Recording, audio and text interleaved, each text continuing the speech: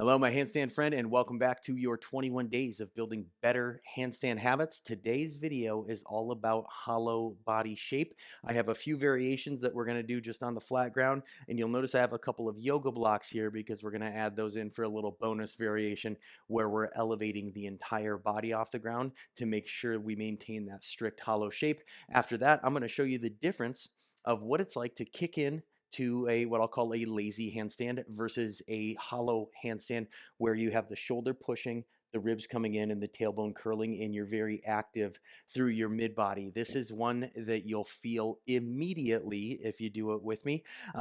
So far, you've done some of the hollow work, whether you know it or not. The contrast shapes drill at the wall, that's coming into and moving out of hollow body position. Today, we're going to take a little time to dial that in. I also have our trusty friend, the stopwatch here. So let's just walk through the different variations of hollow, and then we're going to do just a few light timed holds, nothing crazy. So hollow body. I like to go in like layers of three here. So first layer of hollow might look something like this. In my programming, I refer to this as hollow one.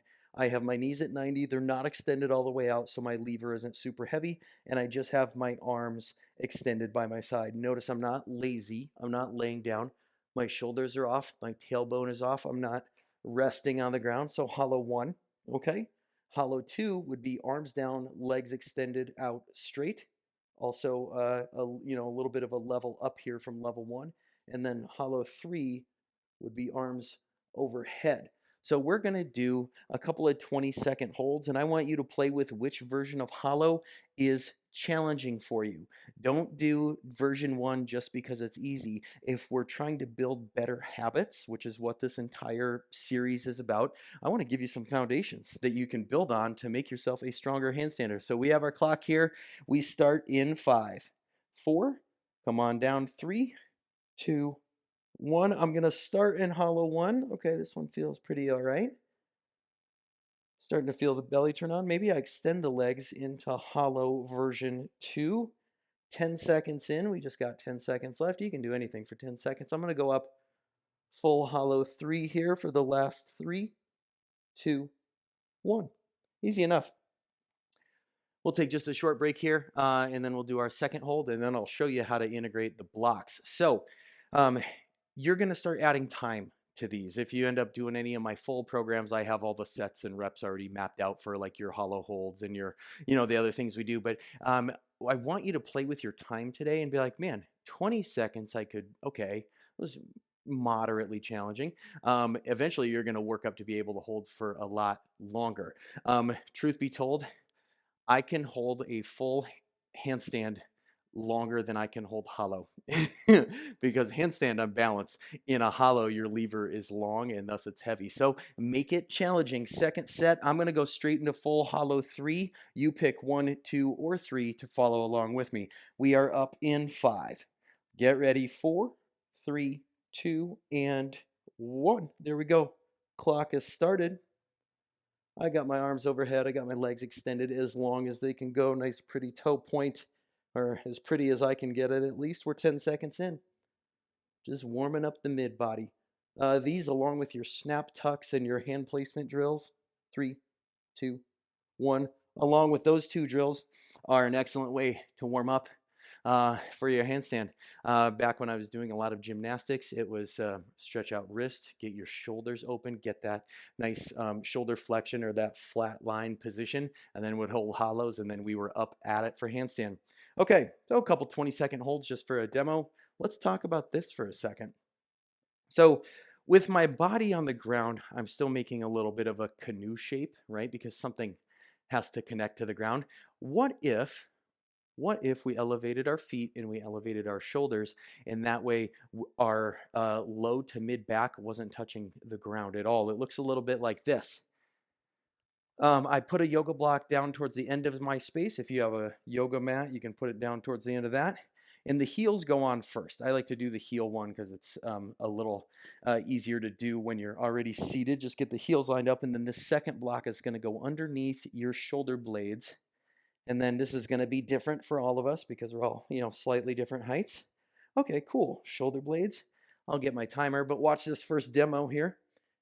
I'm going to lift up like this. No sagging in the low back. I'm not going to be lazy, just, hanging out in my recliner. Rather, I want to curl the tailbone in, extend through the arms. In here, I'm going to play with my hollow shape. This is more representative of what a straight line handstand looks like. So we're going to do one little bonus set, 20-second hold on your blocks. And we are up in 5, 4, 3, 2, and 1. Lift up. Here we go. Okay, so tight through the glutes. I'm pulling my low belly and ribs in. I'm pointing my toes. I'm extending my arms overhead. I'm essentially mimicking a full handstand here. That's 10 seconds in already. Just hold. Tight shape. 3, 2, 1. Come on down.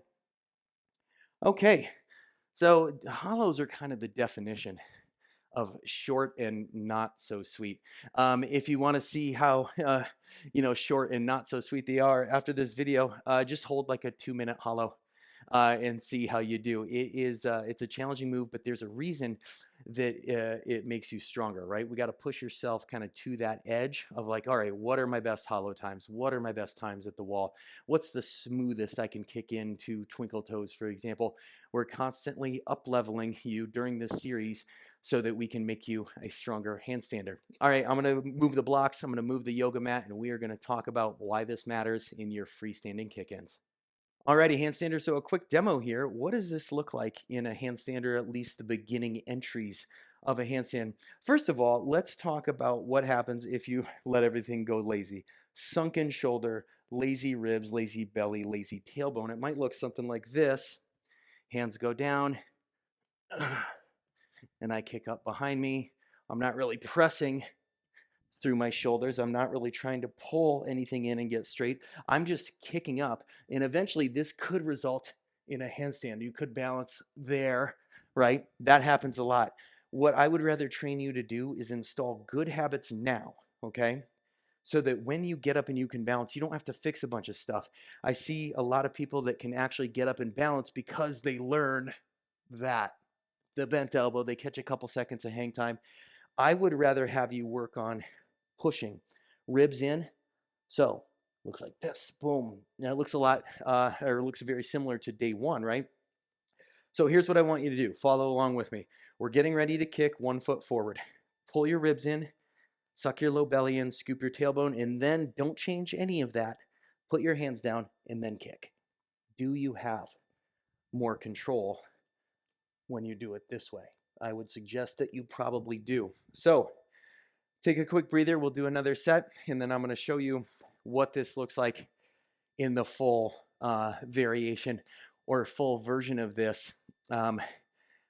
My goal for you in this series is to get you thinking about your handstand differently, seeing the quality of doing drills with intention and purpose. Handstand is a lot more, at least when you train with me, handstand is a lot more than kick up and see what happens. Hope is not a strategy. You'll hear me say that a lot. Okay, another set. Let's just do a few kick-ins with this hollow body. I do not care how high you get. Push through the shoulder, ribs in, belly in. Oh, there I barely lifted, but I could feel everything. Okay, 2, 3.